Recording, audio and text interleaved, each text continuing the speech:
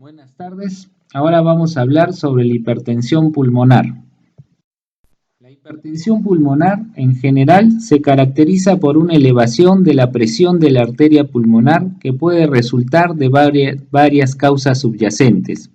La hipertensión pulmonar es un trastorno común que afecta aproximadamente al 1% de la población mundial y hasta el 10% de los pacientes mayores de 65 años.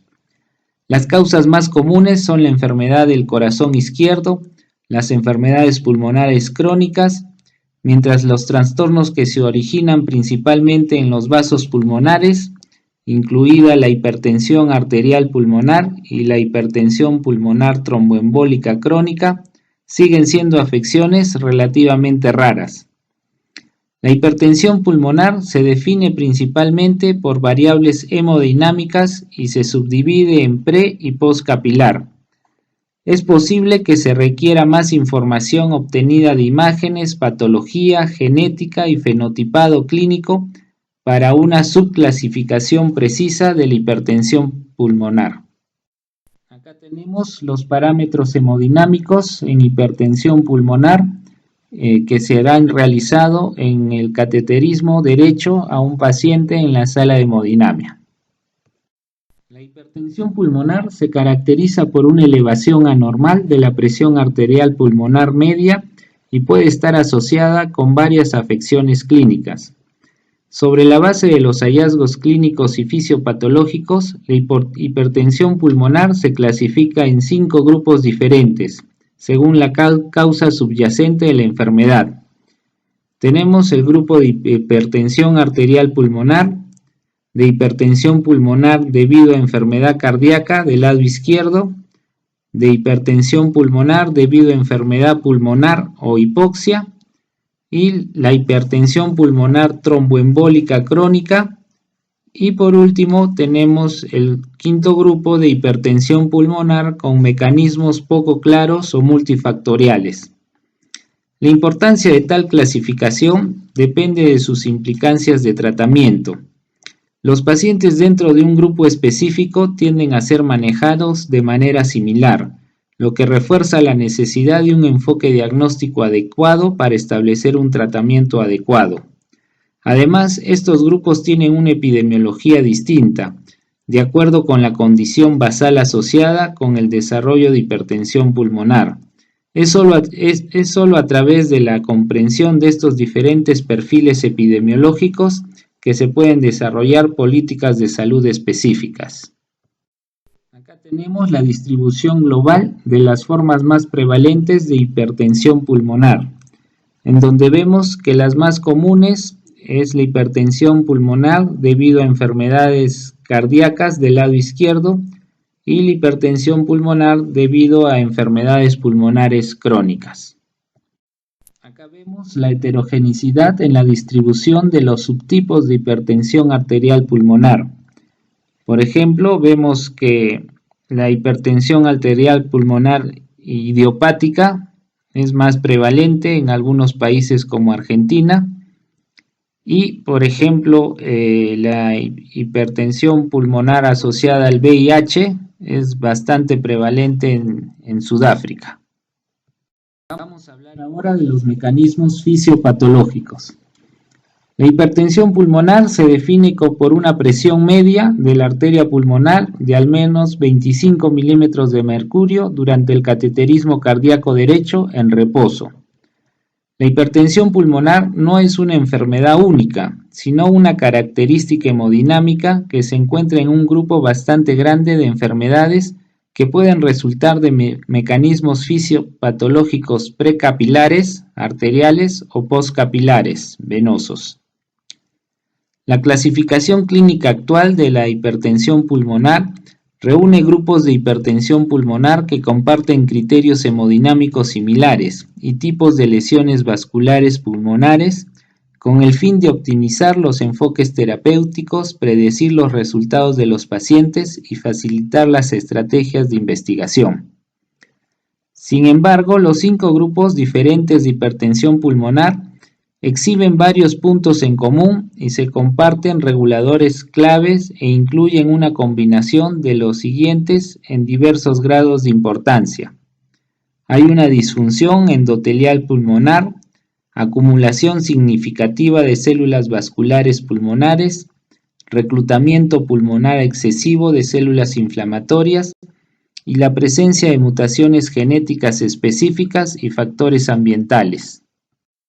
Acá tenemos un esquema de la patogénesis de la hipertensión pulmonar, en donde tenemos las arteriolas de una persona, arteriolas pulmonares de una persona normal, y vamos a ver cómo estas van a sufrir un remodelamiento vascular debido principalmente a una disfunción endotelial, a una hiperplasia de la musculatura lisa, a un aumento de la inflamación y de marcadores inflamatorios, y también interviene factores genéticos, produciendo el remodelado de las arteriolas pulmonares, como se ve en el gráfico.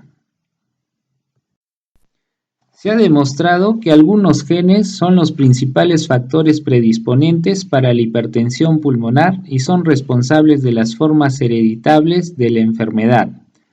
Sin embargo, para casi todos los genes descritos, no todos los portadores de mutaciones desarrollan la enfermedad.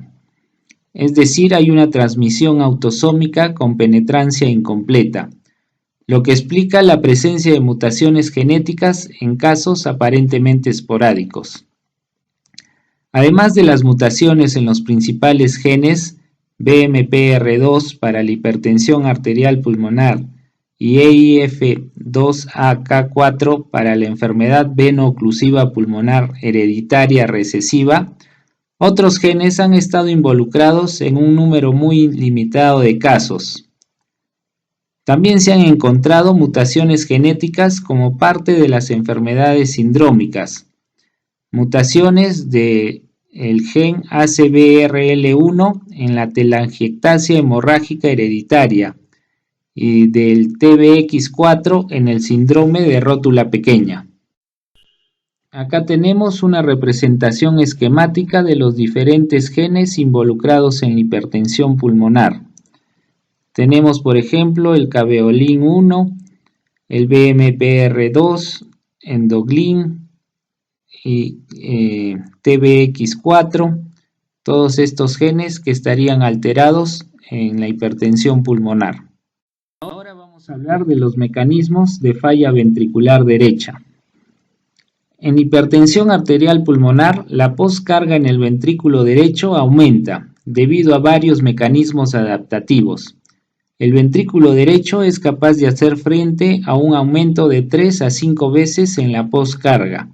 Sin embargo, cuando los mecanismos adaptativos ya no son suficientes para compensar este aumento, el paciente desarrollará disfunción e insuficiencia ventricular derecha, que viene a ser conocido como el cor pulmonar. Acá tenemos la resonancia magnética de dos pacientes con hipertensión pulmonar, en donde vemos que el ventrículo derecho del primer paciente se ha adaptado, tiene una buena adaptación, mientras que el de la derecha, el paciente de la derecha, tiene una mala adaptación a la hipertensión pulmonar. Ambos pacientes tienen una hipertensión pulmonar igual, más o menos de 50 milímetros de mercurio, pero si se fijan, en el paciente de la derecha hay una dilatación del ventrículo derecho con un adelgazamiento de las paredes, mientras que en el paciente de la izquierda prácticamente no se ha dilatado mucho el ventrículo derecho, pero y las paredes del ventrículo derecho están ligeramente hipertrofiadas, lo que este paciente se ha adaptado mejor a la hipertensión pulmonar. En cuanto a la presentación clínica, ninguna característica clínica es patognomónica para la hipertensión pulmonar. Los signos y síntomas son bastante inespecíficos y se pueden observar en otras enfermedades pulmonares o cardíacas. Esto explica por qué el diagnóstico suele ser tardío. La disnea, la fatiga, el síncope y la angina de pecho son los síntomas más frecuentes. Al final del curso de la enfermedad también puede aparecer signos de insuficiencia cardíaca derecha como hepatomegalia, edema periférico y distensión yugular. La presentación clínica también está influenciada por las condiciones asociadas, con signos sugestivos de esclerosis sistémica, hipertensión portal o cardiopatía congénita. La evaluación de los signos clínicos es una parte importante de la estratificación del riesgo del paciente en el momento del diagnóstico y en el seguimiento de los pacientes con hipertensión pulmonar. Acá vemos los síntomas de hipertensión arterial pulmonar idiopática, que pueden ser disnea, fatiga, síncope, angina, palpitaciones, edema. La hipertensión arterial pulmonar es una enfermedad grave, con una mortalidad a un año de más del 10%. Al ser una enfermedad rara, se suele gestionar en centros expertos. Sin embargo, las complicaciones potencialmente mortales pueden ocurrir en cualquier momento y lugar, y deben cuidarse adecuadamente para prevenir muertes evitables. Por lo tanto, a partir de un análisis de las causas de muerte, las complicaciones más importantes son la insuficiencia cardíaca derecha, las arritmias, hemoptisis, derrame pericárdico, dilatación de la arteria pulmonar con compresión de la arteria coronaria principal izquierda y disección de la arteria pulmonar, así como eventos adversos relacionados con el tratamiento. Acá tenemos los mecanismos de la insuficiencia cardíaca derecha. Al ver un remodelado de la arteria pulmonar, aumenta la poscarga del ventrículo derecho, produciendo una hipertrofia del ventrículo derecho. Posteriormente hay una dilatación y falla del ventrículo derecho. Esto va a llevar a una disminución de la compliance del ventrículo izquierdo por la interdependencia ventricular, que a la larga va a producir también la disfunción del ventrículo izquierdo. Y al producir la disfunción del ventrículo izquierdo, va a disminuir la perfusión y tanto coronaria como sistémica. Y esto va a hacer que nuevamente empeore la falla derecha. Acá tenemos una complicación de la hipertensión pulmonar, en donde vemos la disección de la arteria pulmonar, prácticamente desde el tronco, después de la válvula pulmonar empieza la disección. La hipertensión pulmonar es una condición clínica y hemodinámica asociada con varias condiciones clínicas basales o que existe como una enfermedad vascular pulmonar pura. La clasificación actual agrupa etiologías de hipertensión pulmonar que comparten similitudes en términos de presentación clínica, hallazgos patológicos y perfiles hemodinámicos, en un intento de guiar las estrategias de manejo en estas distintas condiciones. Como consecuencia, la hipertensión pulmonar se clasifica en 5 grupos diferentes. 1. La hipertensión arterial pulmonar. El grupo 2, hipertensión pulmonar debido a enfermedad cardíaca izquierda. El grupo 3, hipertensión pulmonar debido a enfermedad pulmonar y o hipoxia. El grupo 4, hipertensión pulmonar tromboembólica crónica y el grupo 5, hipertensión pulmonar con mecanismos multifactoriales poco claros. La ecocardiografía proporciona información clínicamente importante en casos sospechosos y confirmados de hipertensión pulmonar, al evaluar la probabilidad de hipertensión pulmonar y contribuir a la evaluación pronóstica de los pacientes al inicio y durante el seguimiento. La ecocardiografía ha ganado un lugar importante en los algoritmos diagnósticos y terapéuticos recomendados por las directrices actuales de la Sociedad Europea de Cardiología y de la Sociedad Respiratoria Europea. Vamos a ver algunos hallazgos ecocardiográficos en hipertensión pulmonar. Por ejemplo, la insuficiencia tricuspidia. Acá vemos un aumento del diámetro basal del ventrículo derecho en comparación con el ventrículo izquierdo. También hay un aplanamiento del septum interventricular. Con el ecocardiograma también medimos el tiempo de aceleración del ventrículo derecho, que tiene que ser menor a 105 milisegundos. Vemos también una regurgitación pulmonar diastólica temprana. Hay un incremento en el diámetro de la arteria pulmonar y un aumento en el diámetro de la vena cava inferior. También podemos ver un aumento del área de la aurícula derecha. También vamos a evaluar el TAPSE para ver la función del ventrículo derecho. En cuanto al screening o cribado de la hipertensión pulmonar, los programas de cribado son justificables en algunas circunstancias, pero no en otras. Las inexactitudes inherentes a las herramientas diagnósticas y la baja prevalencia de hipertensión pulmonar hacen que los programas de cribado sean ineficaces a menos que la población evaluada con la herramienta de cribado con el ecocardiograma pueda aumentar.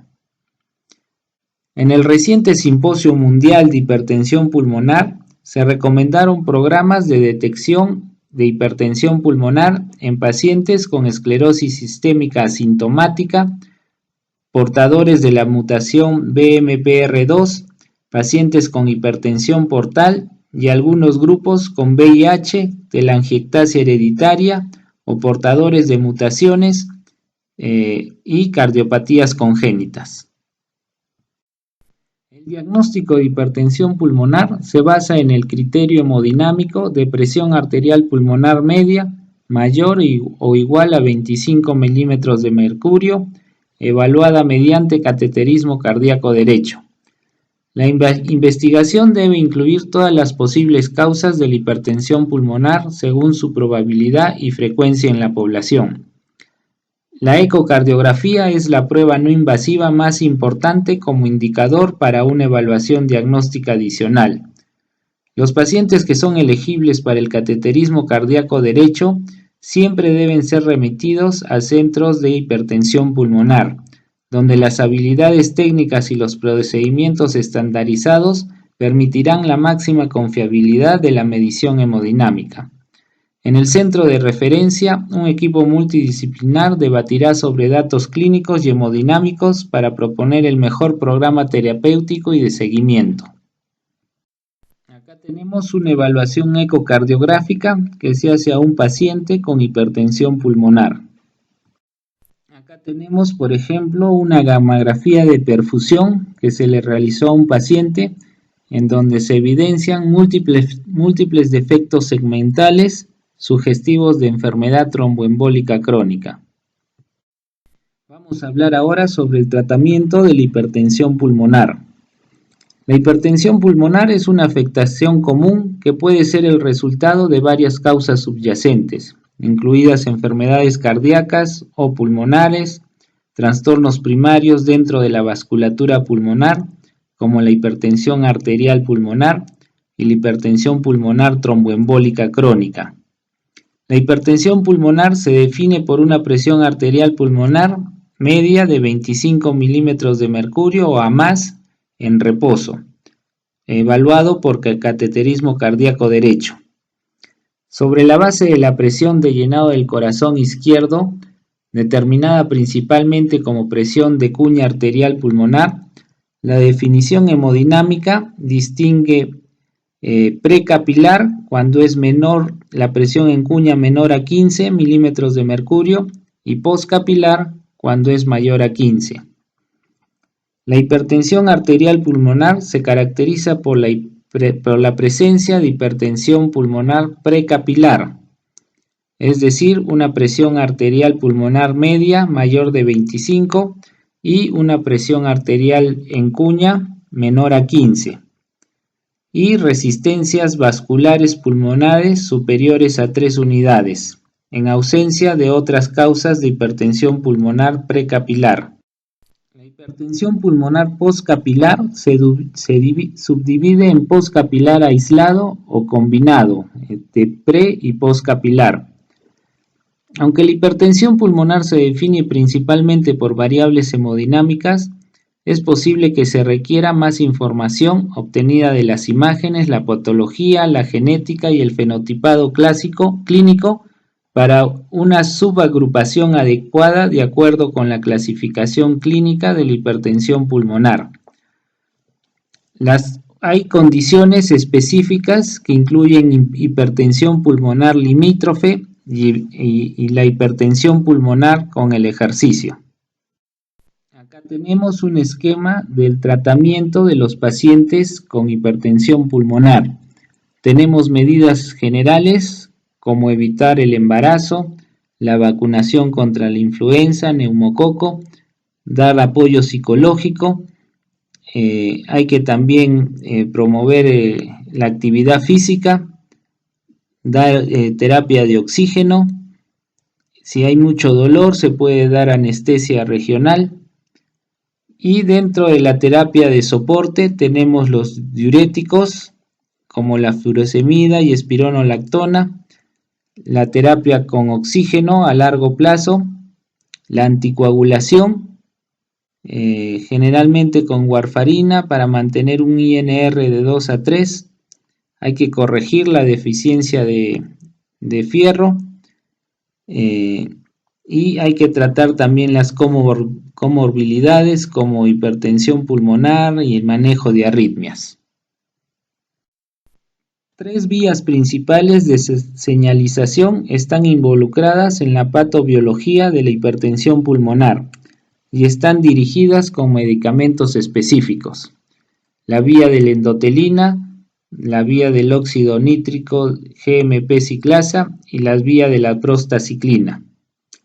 En cuanto a la vía de la endotelina, esta se sobreactiva, lo que lleva a la vasoconstricción pulmonar y la proliferación de células de los vasos. Los antagonistas de los receptores de endotelina son fármacos disponibles por vía oral que contrarrestan los efectos perjudiciales de la endotelina y mejoran los síntomas, la capacidad de ejercicio y el resultado de los pacientes con hipertensión arterial pulmonar. Los inhibidores de la fosfodiesterasa tipo 5 y los estimuladores de la guanilato ciclasa son fármacos disponibles por vía oral que promueven la actividad de la vía del óxido nítrico que está regulada a la baja en los vasos pulmonares de los pacientes con hipertensión arterial pulmonar. Diferentes ensayos controlados aleatorios demuestran efectos favorables de estos compuestos sobre los parámetros clínicos de ejercicio y hemodinámicos. Asimismo, se ha demostrado la desregulación de las vías metabólicas de la prostaciclina en pacientes con hipertensión arterial pulmonar, evaluada por la reducción de la expresión de la prostaciclina sintasa en las arterias pulmonares y de los metabolitos urinarios de la prostaciclina. El uso clínico de la prostaciclina en pacientes con hipertensión arterial pulmonar se ha ampliado mediante la síntesis de análogos estables y por agonistas del receptor de la prostaciclina, que poseen diferentes propiedades farmacocinéticas pero comparten efectos farmacodinámicos cualitativamente similares. Los análogos de la prostaciclina están disponibles para la administración intravenosa, subcutánea, inhalada y oral. Y los agonistas del receptor de prostaciclina están disponibles por vía oral. Múltiples ensayos controlados aleatorios muestran una eficacia variable en estos compuestos sobre los síntomas, la capacidad de ejercicio, la hemodinamia y el resultado de los pacientes con hipertensión arterial pulmonar. Acá tenemos los diferentes fármacos, por ejemplo, dentro de los receptores de los antagonistas de los receptores de endotelina, tenemos el bosentan, macitentan. Dentro de los que actúan sobre la vía del óxido nítrico, tenemos el sildenafilo, el vardenafilo y el riociguat. Y los que actúan en la vía de la prostaciclina tenemos, por ejemplo, el Verapros, epoprostenol y el Selecipac. El algoritmo de tratamiento de la hipertensión arterial pulmonar se aplica una vez confirmado el diagnóstico en un centro experto. Las medidas generales y la terapia de apoyo se pueden iniciar según sea necesario. Luego se debe realizar una prueba de vasorreactividad en pacientes con hipertensión arterial pulmonar idiopática, heredable o inducida por fármacos. En caso de vasorreactividad, de acuerdo con criterios predefinidos, se debe iniciar el tratamiento con bloqueadores de los canales de calcio y aumentar progresivamente hasta la dosis más alta tolerada. En los pacientes no vasorreactivos, la monoterapia inicial o la terapia de doble combinación con compuestos disponibles por vía oral son las estrategias recomendadas en pacientes de riesgo bajo o intermedio. El tratamiento combinado inicial, que incluye análogos de la prostaciclina intravenosa, es el tratamiento inicial de elección en pacientes de alto riesgo. En caso de respuesta clínica inadecuada a la terapia inicial, se recomienda la terapia secuencial de combinación doble o triple. Si la terapia médica máxima no proporciona una respuesta adecuada, el paciente con hipertensión arterial pulmonar debe ser incluido en la lista para el trasplante de pulmón. Acá tenemos el esquema del algoritmo de manejo de la hipertensión arterial pulmonar.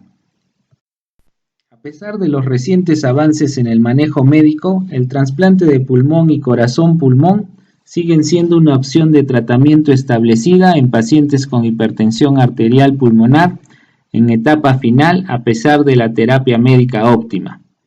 El momento óptimo de derivación y listado de pacientes para trasplante debe tener en cuenta las comorbilidades, la etiología de la hipertensión arterial pulmonar y la evaluación regular del riesgo basada en un enfoque multidimensional.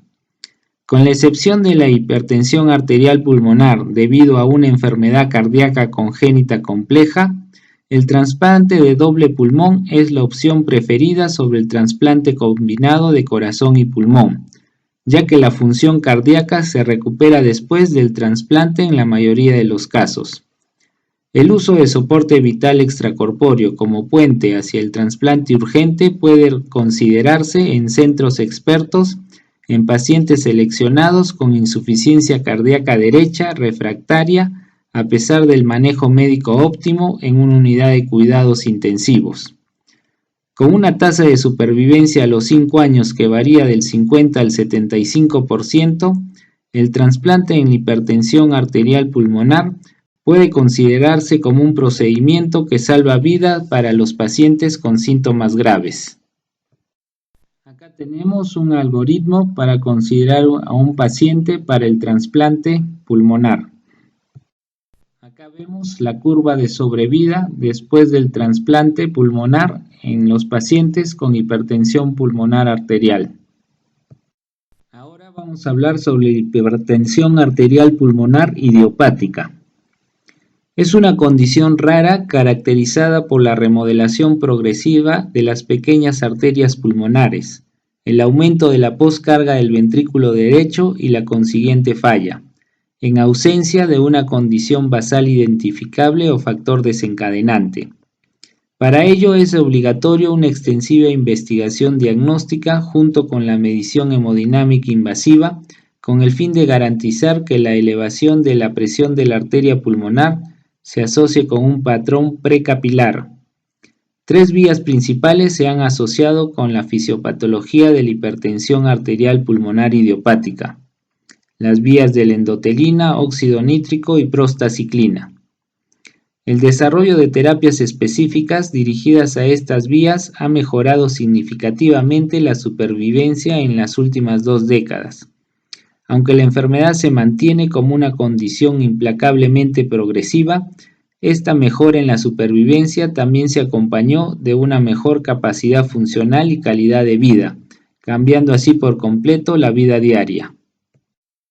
Vemos un estudio histopatológico en un paciente con hipertensión arterial pulmonar idiopática, en donde apreciamos una lesión plexiforme. Acá tenemos un algoritmo diagnóstico para la hipertensión arterial pulmonar idiopática, siempre descartando otras etiologías, otras causas de la hipertensión pulmonar. Acá vemos el cateterismo del ventrículo derecho. Durante una prueba con vasodilatadores se utilizó el óxido nítrico inhalado, que muestra una respuesta significativa. Vemos cómo disminuyen la presión de la arteria pulmonar luego de la inhalación del óxido nítrico. Vamos a hablar sobre la hipertensión arterial pulmonar hereditaria. Esta se diagnostica en pacientes que presentan hipertensión arterial pulmonar, que tienen antecedentes familiares de la enfermedad o son portadores de una mutación en un gen que se sabe que está asociado con la hipertensión pulmonar. Las mutaciones heterocigotas en el gen que codifica el receptor de proteína morfogenética ósea tipo 2, BMPR2, son los defectos genéticos más comunes observados en la hipertensión pulmonar hereditaria. Las mutaciones en el BMPR2 se encuentran en el 82% de los pacientes con antecedentes familiares de hipertensión pulmonar y en el 17% de los pacientes que no presentan antecedentes familiares de la enfermedad.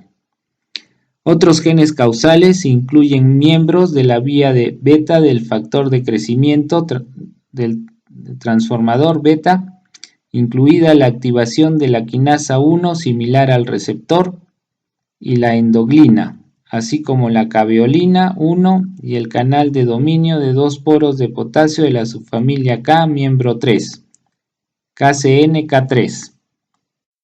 La hipertensión arterial pulmonar inducida por fármacos y toxinas es un tipo clínico de enfermedad vascular pulmonar que se ha relacionado con agentes y compuestos que interfieren con la vía de la serotonina, los canales de potasio, los receptores de estrógenos, las catecolaminas, los inhibidores de la angiogénesis, la endotelina, la quinasa CSRC y los agentes alquilantes. Investigaciones recientes sugieren que tanto las arterias pulmonares como las venas son objetivos comunes por sus efectos. Vamos a hablar sobre la hipertensión arterial pulmonar asociada a las enfermedades del tejido conectivo. Se encuentran dentro del grupo 1 de la Organización Mundial de la Salud. Estos pacientes son tratados como otros en este grupo, pero hay consideraciones importantes con respecto a la detección y el diagnóstico. Los pacientes con enfermedad del tejido conectivo están en riesgo de hipertensión arterial pulmonar y deben ser examinados con confirmación de diagnóstico mediante cateterismo cardíaco derecho. El tratamiento sigue las directrices de la Sociedad Europea de Cardiología para otras formas de hipertensión arterial pulmonar. Sin embargo, hay más información disponible para la hipertensión arterial pulmonar de la esclerosis sistémica con respecto al cribado, incluido un algoritmo para diagnosticarlo, el algoritmo DETECT, y también en términos del resultado a largo plazo de los pacientes con elevación límite de la presión arterial pulmonar media. En casos de lupus eritematoso sistémico o enfermedad mixta del tejido conectivo, la inmunosupresión debe administrarse junto con la terapia específica dirigida para la hipertensión pulmonar. Los resultados a largo plazo para la hipertensión pulmonar en pacientes con enfermedad del tejido conectivo han mejorado desde que se disponía de terapias específicas.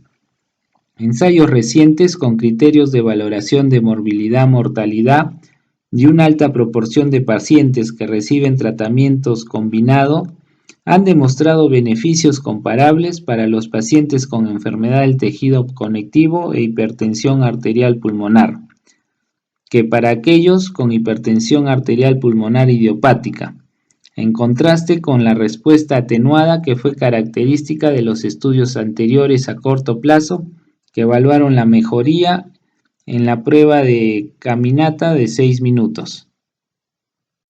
Acá tenemos un algoritmo de screening, de diagnóstico, de estratificación y tratamiento en los pacientes con hipertensión arterial pulmonar y enfermedades del tejido conectivo.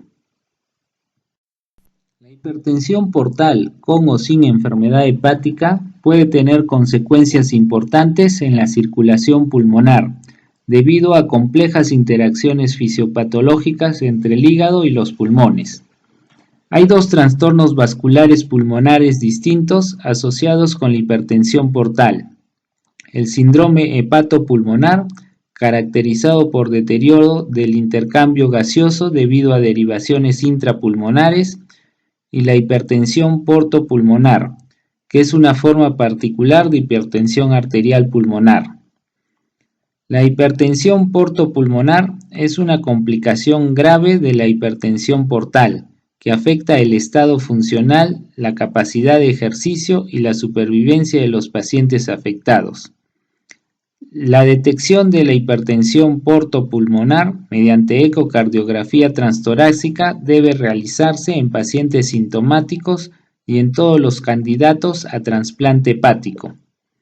El cateterismo cardíaco derecho es obligatorio para confirmar el diagnóstico de hipertensión portopulmonar y excluir otras causas de elevación de la presión de la arteria pulmonar, incluida la sobrecarga de líquidos y el alto gasto cardíaco, que son características comunes en la hipertensión portal.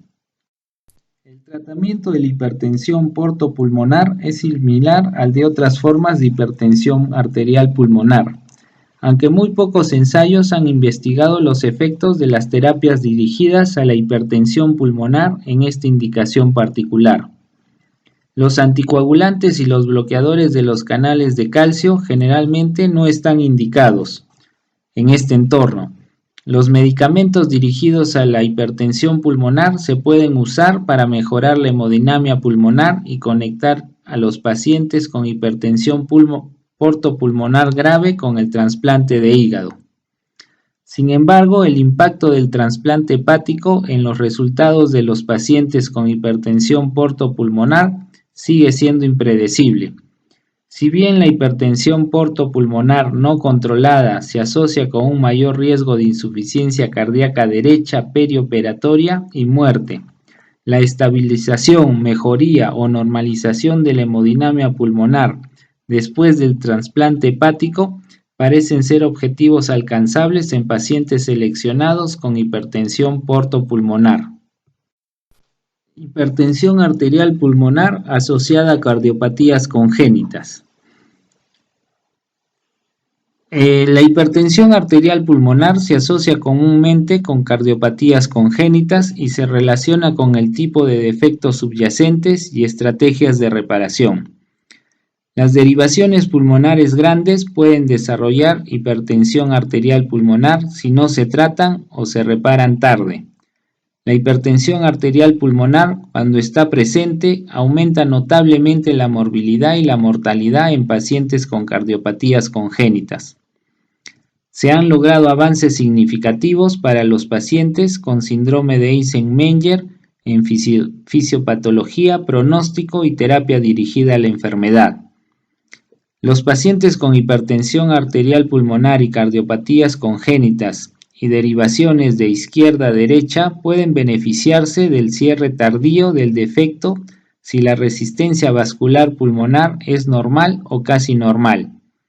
Los pacientes con hipertensión arterial pulmonar y cardiopatías congénitas y defectos coincidentes y también los pacientes con reparación previa de la cardiopatía congénita deben ser tratados como aquellos con hipertensión arterial pulmonar idiopática. Todos los pacientes con hipertensión pulmonar y cardiopatía congénita deben ser atendidos en centros expertos y aquellos con síndrome de Eisenmenger se benefician de un enfoque proactivo de terapia dirigida a la enfermedad.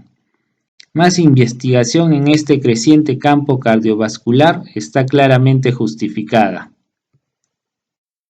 Acá tenemos un gráfico de los diferentes tipos de hipertensión pulmonar y cardiopatías congénitas. Tenemos en el esquema A el síndrome de Eisenmenger.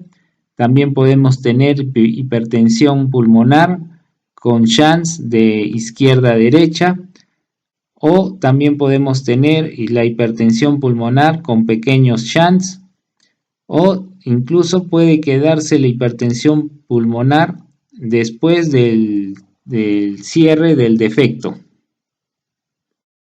Los hallazgos clínicos e histopatológicos en la hipertensión arterial pulmonar asociada con la infección por VIH comparten muchas similitudes con la hipertensión arterial pulmonar idiopática.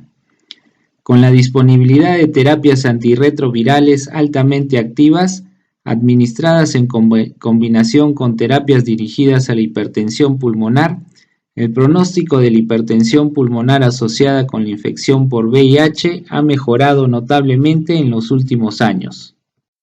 Acá tenemos un esquema de la fisiopatología de cómo el VIH estaría produciendo una hipertensión arterial pulmonar. La enfermedad veno-oclusiva pulmonar y la hemangiomatosis capilar pulmonar son causas raras de hipertensión pulmonar, y ahora se sabe que representan manifestaciones de una enfermedad común caracterizada por la remodelación fibrosa de las pequeñas venas pulmonares y la proliferación de células endoteliales dentro de los capilares pulmonares. Estas dos enfermedades hereditarias están causadas por el mismo defecto genético de las mutaciones bialélicas del gen EIF2-AK4. Otros factores de riesgo asociados con el desarrollo de estas dos enfermedades incluyen el tratamiento de quimioterapia, la exposición a solventes orgánicos y la esclerosis sistémica. Acá tenemos un gráfico de las lesiones de la enfermedad veno-oclusiva pulmonar. Vemos cómo se ven afectados tanto las arterias pulmonares, los capilares pulmonares y las venas pulmonares. La hipertensión pulmonar es una complicación común de las enfermedades del corazón izquierdo. Aunque se puede encontrar en todos los trastornos, la hipertensión pulmonar en la enfermedad cardíaca izquierda es más común en insuficiencia cardíaca con fracción de eyección preservada o reducida. Cuando está presente, la hipertensión pulmonar en la enfermedad cardíaca izquierda se ha asociado con más síntomas, intolerancia al ejercicio y un impacto negativo en el resultado. La hipertensión pulmonar de leve a moderada es una complicación común de las enfermedades pulmonares crónicas. Muy pocos pacientes tienen hipertensión pulmonar grave. Si ese es el caso, puede deberse a comorbilidades o corresponder a un fenotipo en particular. Aunque la hipertensión pulmonar tiene poca o ninguna participación en la limitación del ejercicio, es un factor pronóstico independiente para la supervivencia. La primera etapa del diagnóstico de la hipertensión pulmonar en la enfermedad pulmonar crónica es establecer un nivel de probabilidad alta, intermedia o baja, utilizando para esto la ecocardiografía Doppler, de acuerdo con las directrices de la Sociedad Europea de Cardiología y de la Sociedad Respiratoria Europea. Para determinar la causa de la hipertensión pulmonar, puede ser necesario realizar una búsqueda exhaustiva de las enfermedades respiratorias y cardiovasculares más frecuentes. Hay pocas pero importantes indicaciones para el cateterismo cardíaco derecho en enfermedades pulmonares crónicas.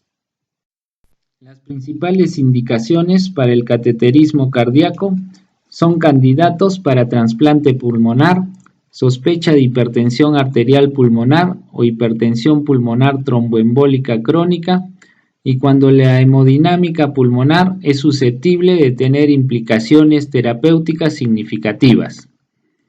La enfermedad respiratoria subyacente o las asociaciones de enfermedades deben tratarse de acuerdo con las pautas actuales antes de concluir que un paciente tiene hipertensión pulmonar grave. La ventilación no invasiva y la oxigenoterapia a largo plazo en pacientes hipercápnicos e hipoxémicos, respectivamente, mejoran la hemodinámica pulmonar. Con la excepción de las comorbilidades cardiovasculares, las farmacoterapias para la presión arterial alta y para las enfermedades cardíacas izquierdas no se recomiendan para tratar la hipertensión pulmonar debido a enfermedades pulmonares crónicas. Las terapias aprobadas por la hipertensión arterial pulmonar no se recomiendan en la hipertensión pulmonar debido a enfermedades pulmonares crónicas. La hipertensión pulmonar tromboembólica crónica es una enfermedad vascular pulmonar rara y progresiva que suele ser consecuencia de una embolia pulmonar aguda previa. La hipertensión pulmonar tromboembólica crónica generalmente comienza con la obstrucción persistente de las arterias pulmonares grandes y o medianas por trombos organizados. El fracaso de la resolución de los trombos puede estar relacionado con fibrinolisis anormal y trastornos hematológicos o autoinmunes subyacentes, incluida la esplenectomía y los anticuerpos antifosfolipídicos. La remodelación de los vasos pulmonares pequeños también contribuye al compromiso hemodinámico, el deterioro funcional y la progresión de la enfermedad en la hipertensión pulmonar. La enfermedad de los vasos pequeños puede ocurrir en áreas no obstruidas, así como abajo de las oclusiones, posiblemente debido al suministro excesivo de sangre colateral de las arterias bronquiales y sistémicas de alta presión. El grado de enfermedad de los vasos pequeños tiene un impacto sustancial en la gravedad de la hipertensión pulmonar tromboembólica crónica y los resultados postquirúrgicos. El tratamiento quirúrgico, intervencionista y médico tiene como objetivo restaurar la distribución normal del flujo dentro de la vasculatura pulmonar, descargar el ventrículo derecho y prevenir o tratar la enfermedad de vasos pequeños. Acá tenemos un algoritmo diagnóstico para la hipertensión pulmonar tromboembólica crónica. Acá vemos un scan pulmonar de ventilación-perfusión que muestra múltiples defectos de perfusión segmental bilateral con ventilación normal. Tenemos un angiotem pulmonar que muestra la obstrucción proximal de la arteria pulmonar derecha por un coágulo. Y finalmente acá tenemos un algoritmo de tratamiento de la hipertensión pulmonar tromboembólica crónica. La hipertensión pulmonar del grupo 5 de la Organización Mundial de la Salud, es decir, los trastornos que conducen a la hipertensión pulmonar debido a mecanismos múltiples o poco claros, es un grupo interesante porque combina varias enfermedades con diferentes etiologías. Una característica común de estas enfermedades es que los mecanismos de la hipertensión pulmonar son poco conocidos y pueden incluir diferentes causas, como vasoconstricción pulmonar, vasculopatía proliferativa, compresión extrínseca, oclusión intrínseca, disfunción cardíaca de alto gasto, destrucción vascular e insuficiencia cardíaca izquierda. En términos de tratamiento, el mantra es tratar el pulmón, no la presión. La necesidad de generar resultados clínicos de alta calidad para una enfermedad rara y letal es mejor atendida por centros de referencia especializados con un alto volumen de pacientes. Aunque la relación volumen-resultado no se ha demostrado específicamente para la hipertensión pulmonar, el vínculo entre el acceso a la información y el manejo exitoso de la hipertensión arterial pulmonar está bien establecido. Los profesionales de la salud informan que los pacientes que reciben orientación integral al comienzo del tratamiento tienen mejores resultados. Se entiende que la información motiva a los pacientes a participar en su propia atención, mejorando así los resultados. La Hipertensión pulmonar precapilar puede ser hereditaria en el contexto de la hipertensión arterial pulmonar, una enfermedad autosómica dominante debido principalmente a mutaciones en el BMPR2 y la enfermedad veno-oclusiva pulmonar o hemangiomatosis capilar pulmonar, una enfermedad autosómica recesiva debido a mutaciones bialélicas en el gen EIF2AK4. El asesoramiento genético puede aplicarse en los centros de referencia para la hipertensión pulmonar. Acá vemos un esquema de las mutaciones de distintos genes en la hipertensión arterial pulmonar. Para terminar, vamos a hablar sobre la estratificación del riesgo. La estratificación del riesgo en pacientes con hipertensión arterial pulmonar se basa en un enfoque multidimensional que utiliza características clínicas, clase funcional de la Organización Mundial de la Salud, capacidad de ejercicio, biomarcadores y evaluación de la función ventricular derecha mediante imágenes y o mediciones invasivas. La evaluación del riesgo en el momento del diagnóstico determina la estrategia de tratamiento inicial, mientras que la evaluación del riesgo durante el seguimiento se realiza para identificar la progresión de la enfermedad y la necesidad de modificaciones del tratamiento. Una categoría de bajo riesgo se caracteriza por enfermedad no progresiva, ausencia de signos de insuficiencia cardíaca derecha y síncope, clase funcional 1 o 2 de la Organización Mundial de la Salud, con capacidad de ejercicio normal o casi normal, niveles plasmáticos normales o casi normales de péptido natriurético y función ventricular derecha bien conservada según lo determinado por ecocardiografía, resonancia magnética cardiovascular o cateterismo cardíaco derecho. Lograr y mantener un aspecto de bajo riesgo es un objetivo importante en el tratamiento de pacientes con hipertensión arterial pulmonar.